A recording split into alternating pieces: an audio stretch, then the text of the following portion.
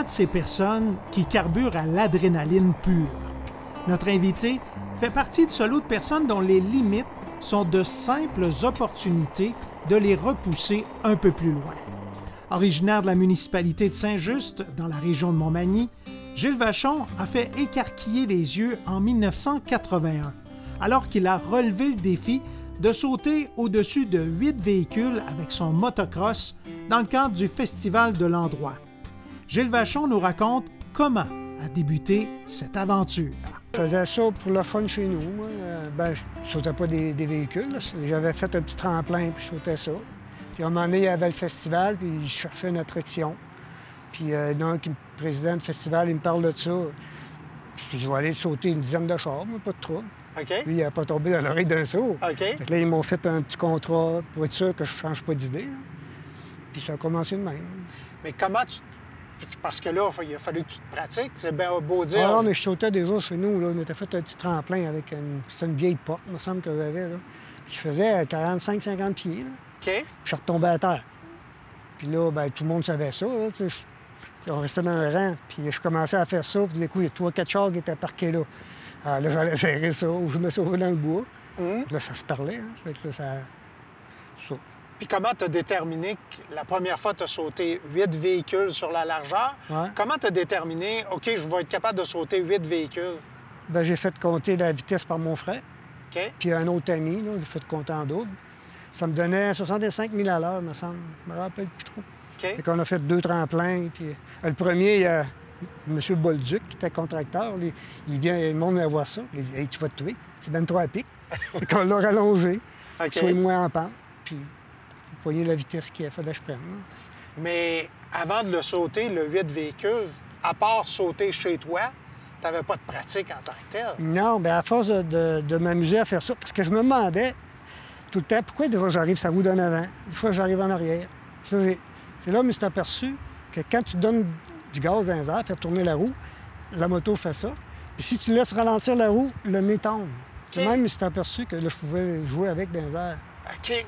Mais puis, on n'avait pas Internet, nous autres, là, on ne savait pas là, comment ça marchait. Là. Parce que là, on est en 1981. 81 la première fois, ouais. OK. Puis j'avais un vieux motocross. Quand il était chaud, le moteur arrêtait.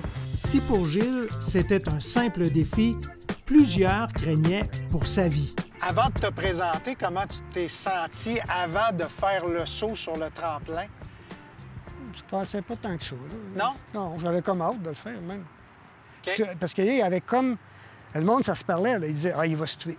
Il y en a même qui avait pris une tombe, qui avait mis ma face. Il va... Puis il prenait des gageurs. Là, j'ai su ça. Sérieux? Puis je vais vous montrer comment ça se fait. Là. Montrer qu'on est capable de faire ça. C'était pas la fin du monde. Fait que tu as sauté 8 véhicules en 81. Oui. En 82, tu as remis ça À 9. à 9 véhicules. Moi, je voulais faire 10. Et OK. c'était 9. Puis l'année d'après, c'était 10. Mais comme je te parlais tantôt, là, on avait eu un accident. J'étais embarqué qu'un autre parce que ma moto était... Le moteur avait sauté. Là, j'ai arrêté parce que le médecin il m'avait dit si tu sautes, tu ne marcheras plus. Puis OK. fais ce que tu veux, là, mais si tu veux le faire, ton saut, tu ne marcheras pas. En 1982, le Evil Knievel de Saint-Just a fait courir les foules. Cette fois-ci, c'est au-dessus de 9 véhicules que le motocycliste s'est catapulté dans une frénésie indescriptible. Si on revient au saut de la deuxième année, en 1982, quand tu as sauté 9 véhicules, la première année, il y avait du monde. Mais la deuxième année, il y avait beaucoup de monde. On parle au moins probablement de 5000 personnes. Là, Je sais pas. Je sais pas. Quand on voit les photos, c'est quand même Oui, impressionnant. c'est plein de monde. Ouais. Mais le monde aimait ça, je pense. C'est Puis moi, j'aimais ça aussi, c'était le fun. clair. Tu sais, ça les faisait vibrer un peu. Hein. Ce deuxième saut-là, le saut, au départ, ça a bien été. L'atterrissage a été un petit peu plus Il y a compliqué. 2 ans, oui. Mais ça, c'est une autre histoire. Parce que le tremplin, c'était du bois déclassé qu'il m'avait donné. Il m'avait été fourni par Daquam Lumber. Puis là, dans le temps qu'on est... L'année d'après, c'était le même tremplin. Là, lui, il était déjà pas bon. Fait qu'il a pourri. Puis il y avait plein de monde sur le tremplin, puis il a écrasé. OK. Fait que là, je suis allé voir ça. Quand je vais arriver là, si la roue défonce, ça m'a me planté en titi. Fait que j'ai roulé juste plus vite. Fait que je l'ai passé par-dessus. J'avais dit au gars, avant de partir, je ne toucherai pas. OK. Il était en train d'essayer de taponner après ça. On l'avait relevé, là. Mais là, hey, c'est pas la suspension d'Astor, là, en 82. Là. Quand il est arrivé à terre, la suspension allait écraser. Là, ça a dérapé parce qu'il y avait trop de pression. Ça a fait ça. On l'a mesuré, 105 pieds. 105 pieds. Ouais. Donc, tu Mon aurais moment. pu sauter combien de véhicules quand tu regardes ton saut? Rajoute un 30 pieds. Tu aurais pu sauter en tout près de 14 véhicules. Là. Ah oui, oui. Et ce n'était pas pour l'argent que le motocycliste relevait ses défis. Ça te donnait combien de faire un saut de moto? La première fois, 325 ou 375 piastres. Mais il avait passé le chapeau parce que le monde, il avait dit c'est ridicule pour le risque et tout. Ça, je ne sais pas combien ça m'avait donné. Là. Je suis quelqu'un qui avait décidé ça. Puis l'année d'après, c'était un pourcentage. Mais je ne me rappelle pas comment. C'était pas bien cher, là. OK. Pour quelque chose de même, là. Pour risquer sa vie, c'était pas cher. Bon, je risquais pas, là. En tout cas, J'aimais la ça. majorité des gens pensaient que tu risquais OK, ta vie. ouais. Non, c'est pour s'amuser. C'est ça pour le fun, moi. Mhm. Ah, c'est ça. Par la suite, Gilles Vachon a refait 2 autres cascades du genre, dont une dans le cadre du Carnaval de Québec. Après ça, tu l'as refait au Carnaval de Québec? Ouais, c'était dans le temps du carnaval. On a fait ça à l'hippodrome. C'était un 45 pieds sur la longueur.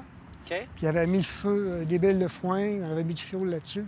Puis Roger Pouliot, il aimait ça. C'était un trailer à eux autres. Il avait emmené du bois. Puis il faisait moins 29, je pense. Puis il fallait attendre.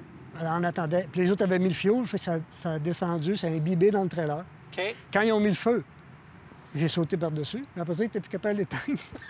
Il y avait ça, l'inspecteur. Roger, il disait « Sauver tard ». Il a pilé ça, puis il est parti avec ça. À cette même époque, une entreprise ontarienne spécialisée dans les cascades a même approché Gilles pour devenir cascadeur. Bien, il y avait la compagnie qui m'avait appelé. Là. J'ai eu envie, mais là, mon grand-père, il dit « Arrête, tandis que tu fais pas mal. Là. Ils OK. se font tout mal. »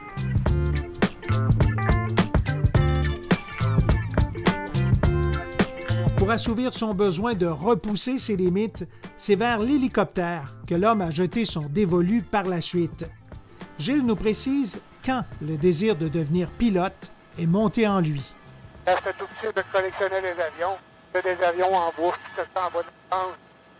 Ça a été, là. Quand j'ai eu la chance de faire le cours, ben, je l'ai fait. Écoute, mais ça a été quoi l'élément déclencheur? Quand est-ce que tu as décidé de dire je veux devenir pilote d'hélicoptère? Ah, c'est dans les années 80. J'avais été, ça me tentait comme ça, je suis allé m'informer comment ça coûtait. C'était 25 000 dans le temps. Moins cher. Là, il y en a un vieux pilote qui me dit quand ton 25 000, m'aller dans le pilote, on a trop de pilotes. OK. J'ai attendu plus tard. Je suis rendu à 30 000. Et là, il disait que c'était pour faire Grande Baleine, fait que tant qu'il y a de pilotes, il nous a embarqué. Le jeune pilote a accepté divers mandats au départ afin de prendre de l'expérience. Au début, je travaillais à la construction. Et je m'étais engagé à une compagnie à Montréal. J'allais faire des petits vols. Là. J'ai même fait des petits vols avec la police. Où ils ramassaient du pot. OK? Après ça, des ponts aériens. Je fait de même pour monter mes heures. Parce qu'en bas de 500 heures, il n'y a pas grand place que tu t'engages. Déployé à divers endroits au cours des dernières années, Gilles Vachon nous énumère les principales tâches qu'il est appelé à accomplir. C'est bien varié. Tu as les feux de forêt, tu as Hydro-Québec. Là, on va retomber pas mal sur le minier. Là. C'est des jobs d'élingage. Je préfère ça. À l'été 2023, celui-ci a été réquisitionné avec son hélicoptère afin d'aller combattre les nombreux feux de forêt dans le nord du Québec. La plupart du temps, tu rentres des équipes, des combattants, des pompiers puis des combattants. Puis après ça, tu accroches le Bambi qui est là, puis tu arroses. Puis les gars, ils veulent pas que ça se sauve. Tu vas arroser là pour les aider. Puis... Est-ce que c'est eux autres qui t'indiquent exactement où aller nous autres, arroser? ouais, c'est ça. Nous autres, l'hélico, on va plus être précis que tu as les CL. Les CL, eux autres, ils ralentissent le feu. Là, on rentre les équipes, nous autres, puis après ça, nous autres, on éteint les points chauds. OK. T'sais, là, il y a le feu, il s'en va par là, il te fait arroser, tu descends ça, tu arroses. C'est qu'on met une sling de 100 pieds. Là. Puis, dans le fond, vous êtes en précision comparativement au CL215. Oui, là, on finit le feu avec les pompiers.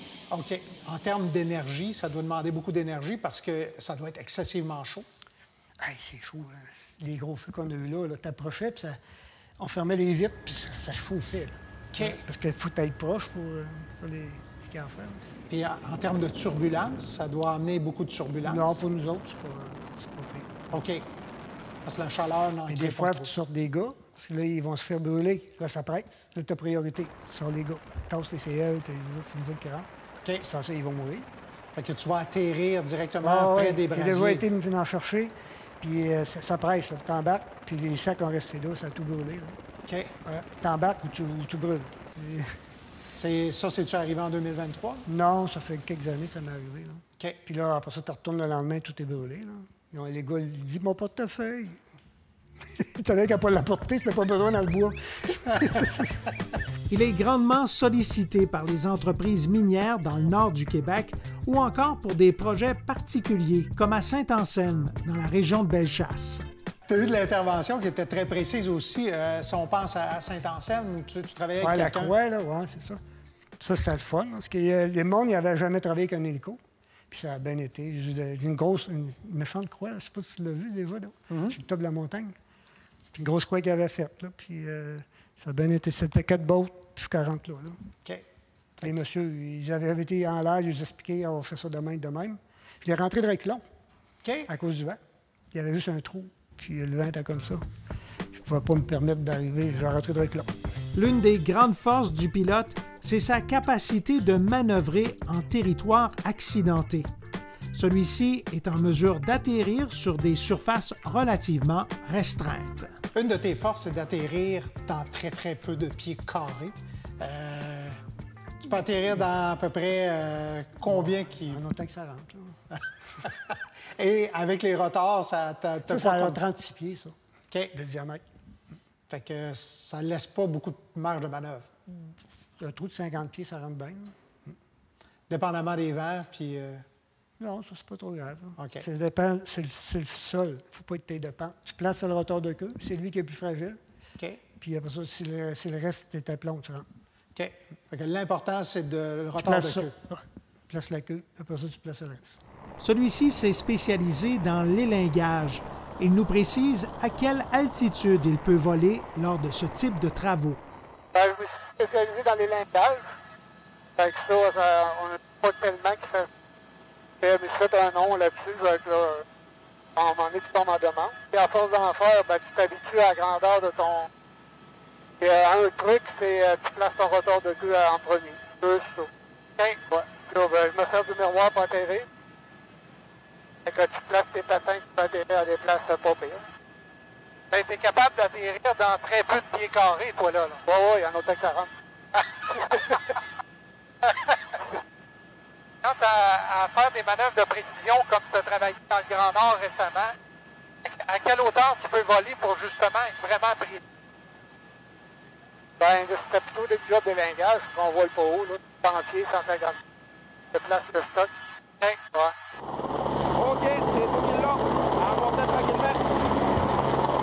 Pour son bon ami Éric, qu'il a connu alors que les deux pratiquaient la plongée sous-marine, Gilles est d'abord un homme curieux qui a une grande soif de découverte. Là, cette personne, il est très calme. Puis,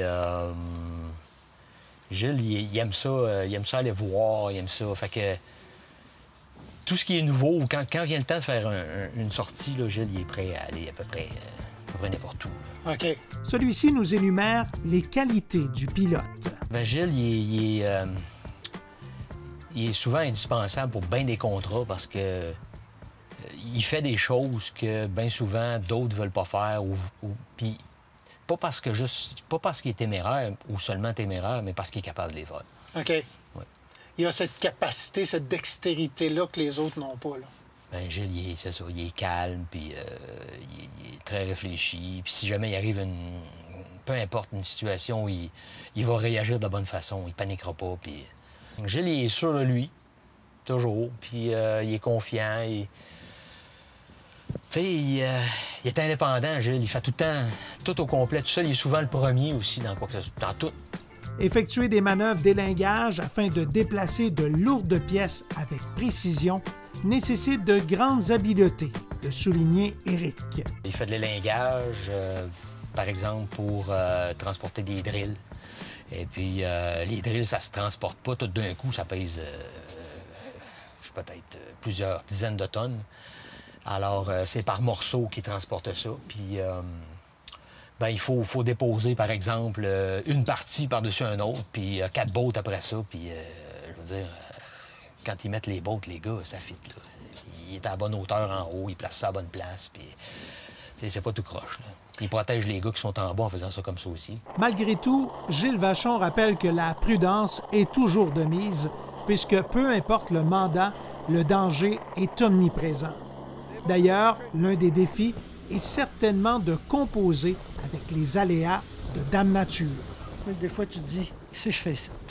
Tu es rentré dans une affaire de marde, là. Qu'est-ce que je fais ici? OK. Tu t'es posé cette question. Ah, ça nous arrive des fois. Là. OK. Tu rentres dans un orage. Je me suis fait poigner une fois dans un orage. On voyait rien. Tu rouvres la petite vitre parce que tu vois rien. Là. Puis tu vois la tête des arbres, puis elle fait ça. Tu restes là. Puis tu essaies de te retourner pour te poser à quelque part. Là. Fait que ça, t'as vécu ça. Ah, quelquefois. OK. Mais tu t'en es toujours sorti. Oui. Avec des Faut que tu prières? restes calme. Non, avec non. Avec des prières? Non, pas le temps. Ah, OK. Puis t'as pas le temps pour ça. Non, faut que tu restes calme, puis tu y penses, c'est une solution. Il faut tout le temps aies un plan B. Hein. Là-dedans, B puis C. Oui. Fait que tu t'es déjà rendu à C? Oui. OK. S'il a un conseil qu'il aimerait offrir aux jeunes qui souhaitent un jour devenir pilote, c'est de prendre le temps de s'abreuver de l'expérience des personnes qui les ont précédés. Qu'est-ce que tu pourrais dire à des jeunes qui voudraient un jour piloter un hélicoptère? Qu'est-ce que tu pourrais leur recommander? D'avoir une bonne attitude. Parce que tout le monde qui commence avec ça, c'est une belle bebelle, là. Ça fait n'importe quoi. Puis c'est un beau manège, là. Puis c'est le même qui se pète la gueule, là. On l'a tout fait, là. Tu veux faire des... Prends secours. OK. Demande aux plus vieux. Moi, c'est ça que je faisais. J'arrivais, j'étais tannant, là. Une fois, il me dit, faut que tu slingnes une chaloupe. J'ai jamais slingné ça, moi. Puis le gars avant moi, il avait 15 000 heures de vol, puis ils l'ont clairé, parce qu'il bossait à la chaloupe. C'est moi, le petit con qui commence. Demain, j'ai mon billet d'avion, là. Fait que là, on était à peu près 25-30 pilotes, et j'ai tout passé. Pour savoir comment ils faisaient. Il y en avait, je pense qu'il l'avait jamais fait de vie, là. Tout mis ensemble, je me suis fait une manière, puis ça a marché. Fait que j'ai fait tout le même master. Tu sais, il faut que tu demandes des conseils aux plus vieux. Ils n'ont vu des affaires, là. Tu penses avoir tout vu, là. Quand tu pognes une 1000 heures, là, tu penses que t'es bon. Tu te le fais dire, tout est bon. Puis tu t'enfles la tête, puis là, tu fais une erreur. De cascadeur à pilote d'hélicoptère, Gilles Vachon a toujours eu une grande conscience de son environnement physique. Observateur à l'œil aiguisé, son sens de l'analyse, ses réflexes, son respect des dangers qui l'entourent et son calme légendaire lui ont permis de repousser ses limites. Humble, celui qui a sauté par-dessus 8 et 9 véhicules rappellera qu'il faisait ça tout simplement pour s'amuser. Pourtant, le temps de 2 étés, il aura soulevé la fierté d'un village, alors que des jeunes enfourcheront leur vélo en imitant celui-ci pendant des semaines. Si Berthierville a eu son Gilles Villeneuve, la petite localité de Saint-Just a eu son Gilles Vachon. Et celui qui a survolé des automobiles entre 2 tremplins survole maintenant le ciel québécois et canadien avec son hélicoptère afin de se réaliser un peu plus chaque jour. Celui qui aurait bien pu rêver sa vie a pris les guidons de celle-ci pour foncer tête première baissée à la conquête de ses rêves. Et même si c'était uniquement pour s'amuser, il peut dire mission accomplie et affirmer aujourd'hui « Moi, je l'ai vécu ».